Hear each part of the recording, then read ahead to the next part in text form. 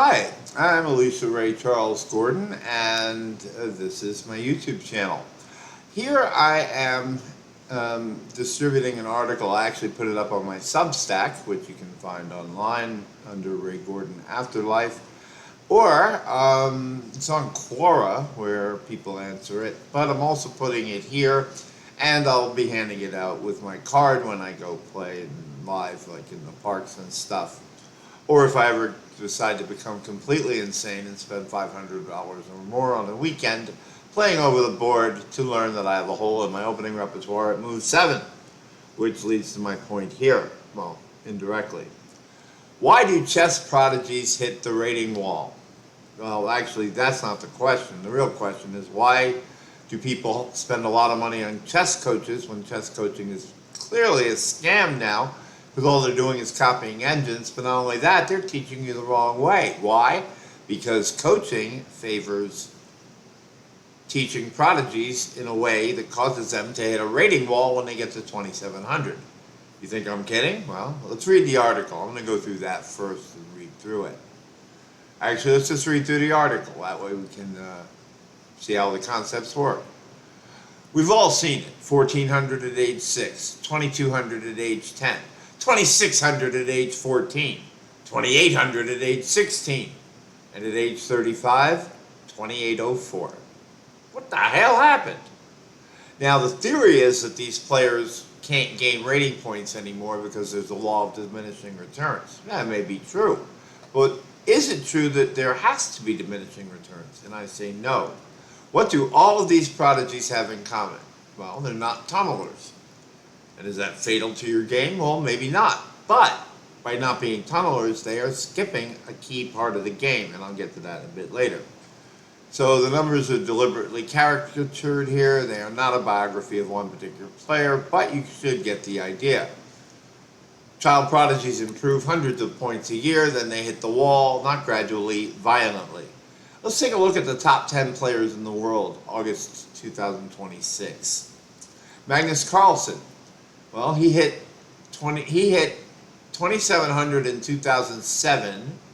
I think he hit 2,800 a couple of years after that, and 19 years later, he is 2,823. He gained all of like 22 rating points in the last 19 years. Well, actually, here he gained 123.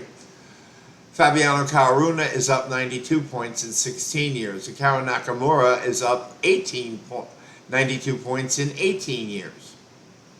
Sindarov is up 77 points in 3 years, which is actually greased lightning compared to these guys. Vincent Kiemer up 67 points in 4 years. Wesley So, 65 points in 13 years. For what it's worth, I'm up 884 points in the last 11 years, but we will get into that.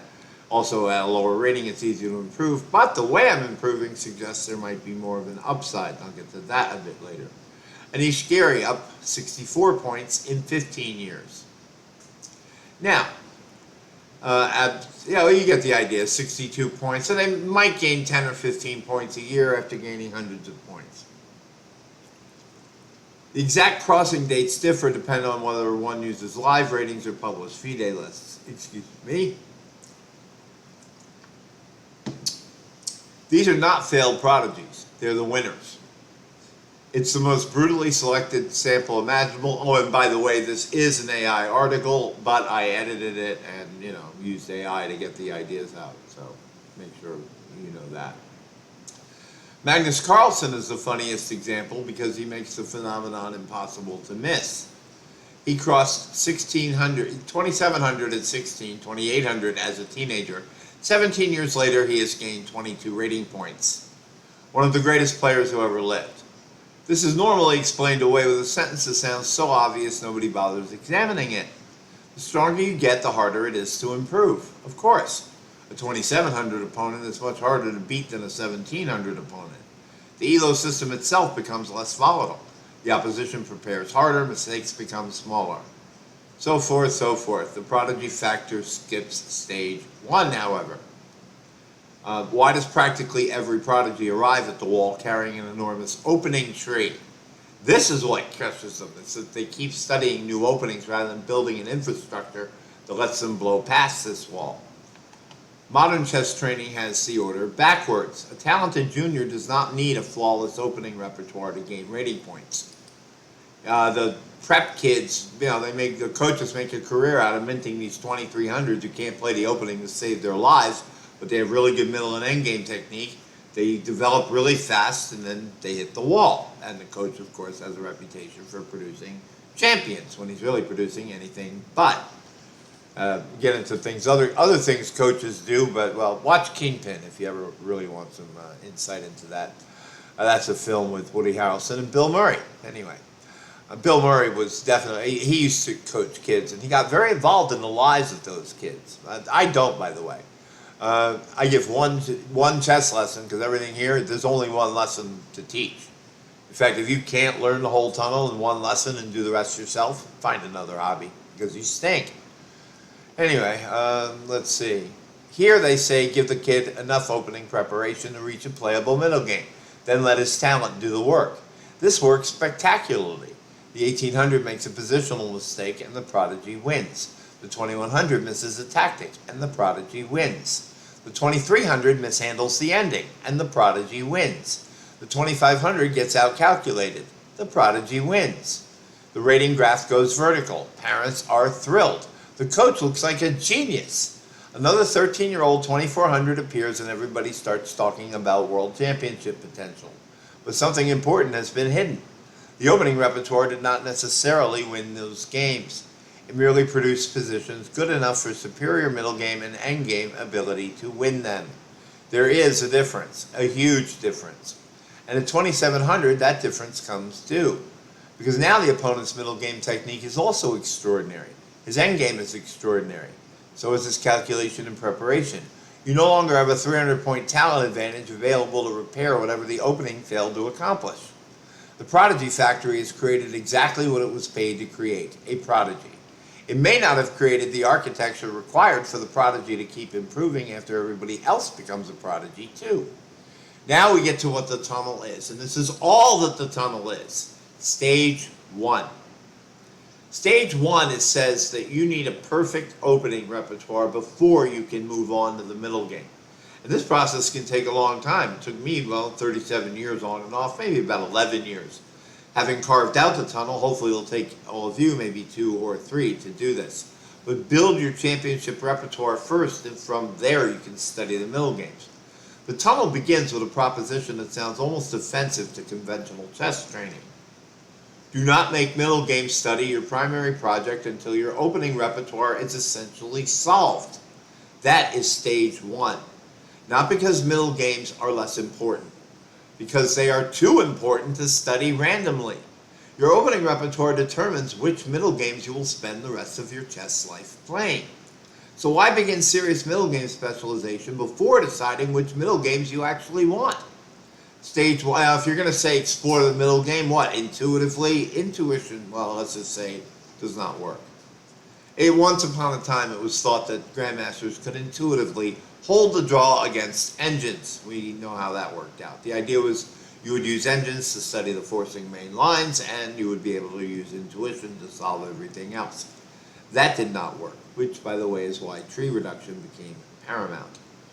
It says here, why begin? Stage 1 asks the opening to do something far more ambitious than produce a quality or a playable game. It asks the opening to eliminate all mistakes and reduce the future move tree.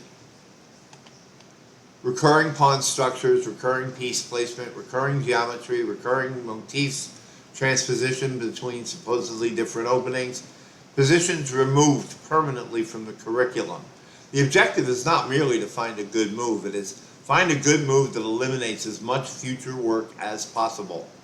Then, and only then, will stage 2 begin. I have just hit stage 2, and I'm now seeing that. Basically, you are turning move 12 into move 1, but you cannot do this by just getting a surface level repertoire.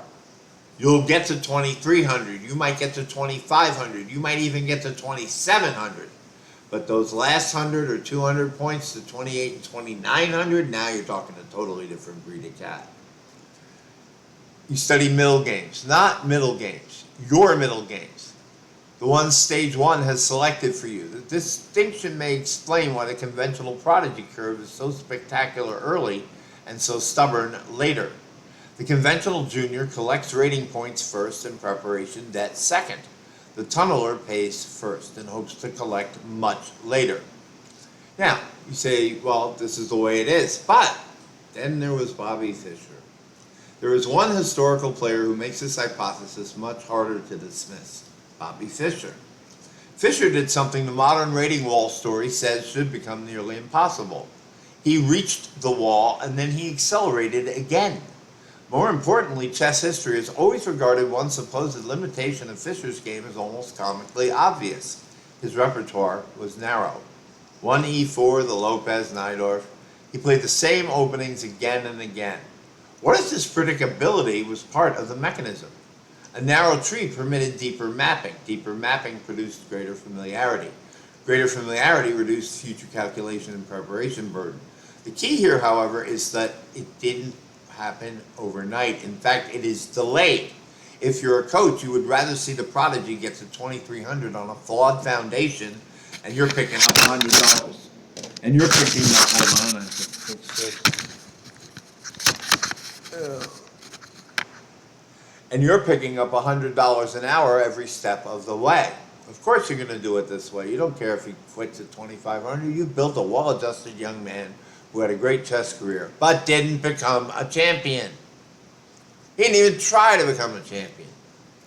Sometime around 1970, tomorrow's work attached to yesterday's for Fischer.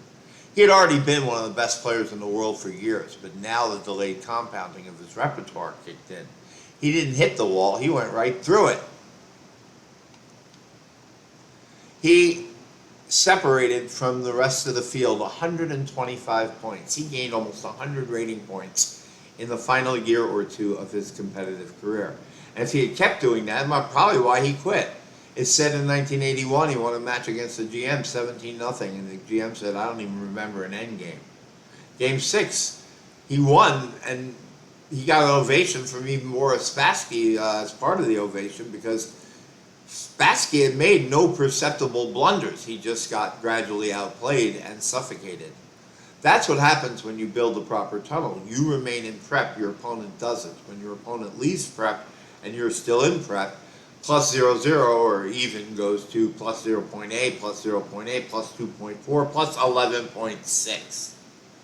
So anyway, the coaches are basically scamming the parents by avoiding the part of the game that really is what separates Fischer from everybody else, by charging a lot of money for what is essentially engine analysis. And parents like to pay it because, I don't know, it's a status symbol or something. Next time, I like to ask this of women too, when you have a boyfriend who violates every rule that you have against, every generalization, what flipped the switch? What made that coach go from scam artist in your mind to my kid has to have them? Ask yourself that. You might look at where you're making your flaws, because a teacher only teaches you what you think you already know. So, as a counterweight to that, I offer everything I do free. One lesson, if at all. I mean, if I give you a lesson, it's going to be one lesson. It'll probably be about a half hour. It might be a little longer, depending on how social the environment is. But if you need more than one lesson, that's it. I'm not out for your money. If you're a parent and you want to spend $1,000 going to tournament after tournament after tournament to build a repertoire that's not even going to get you past 2,700, that's fine. I was looking at some of the upcoming tournaments. There's one where the hotel, the entry fee, and the transportation would cost me $800 for 3 days and 6 games. I can play online.